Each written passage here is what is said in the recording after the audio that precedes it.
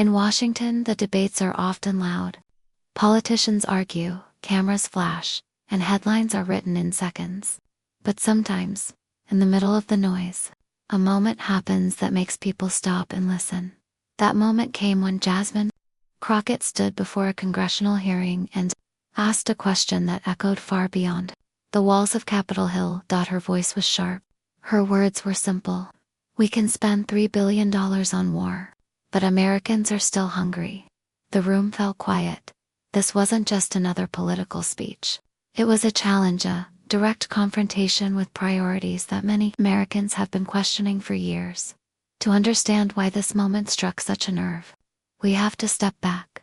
Every year, the United States allocates massive amounts of money toward military operations and defense spending.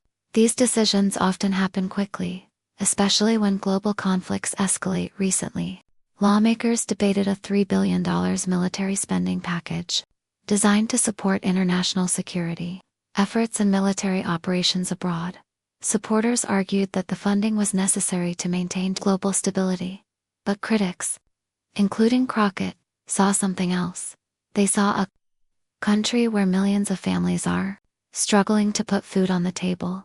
They saw children going to school hungry. They saw veterans sleeping on the streets, and they asked a simple question: how did we get here? When Crockett took the microphone during the hearing, she didn't start with statistics, she started with reality.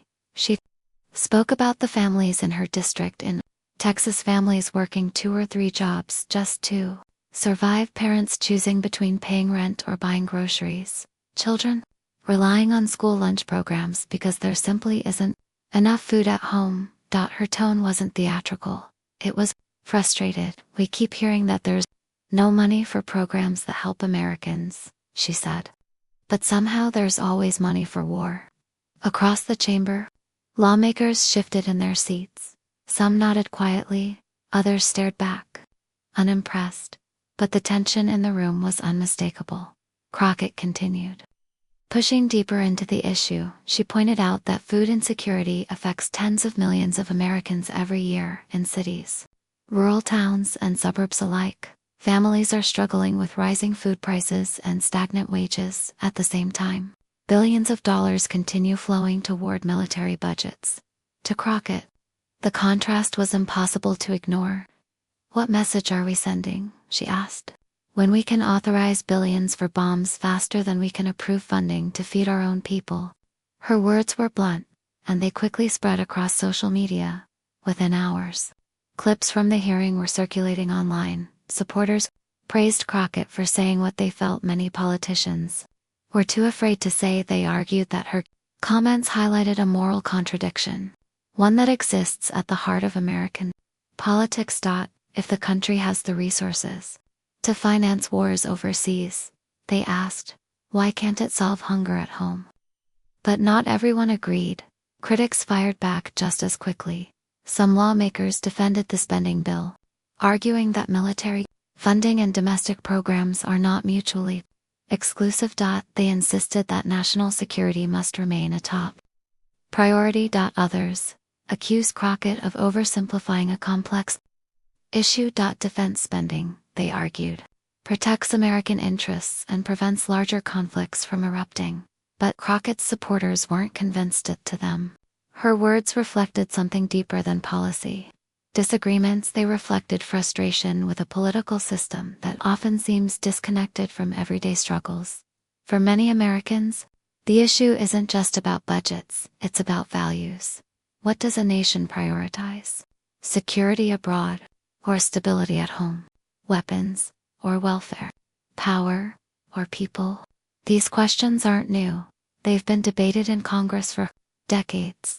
But moments like Crockett's speech bring them back into the spotlight, because behind every budget line is a real-world consequence. $3 billion can fund military equipment, but it could also expand food assistance programs. It could strengthen school meal initiatives. It could support food banks that are already stretched to their limits. And that's the tension Crockett was highlighting. Not that national defense doesn't matter, but that the balance may be off. During the hearing, One exchange captured the divide perfectly. A fellow lawmaker defended the spending package as essential for maintaining global alliances and protecting democracy. Crockett listened carefully. Then, she leaned forward. "I understand the argument," she said, "but I also understand the reality of people in my district who can't afford groceries." The contrast was stark. Two visions of responsibility. One focused on international strategy. The other focused on domestic survival. Neither side backed down.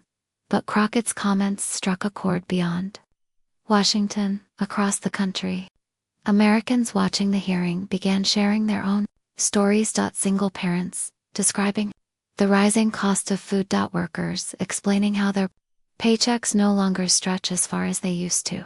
Teachers talking about students who come to school hungry every morning.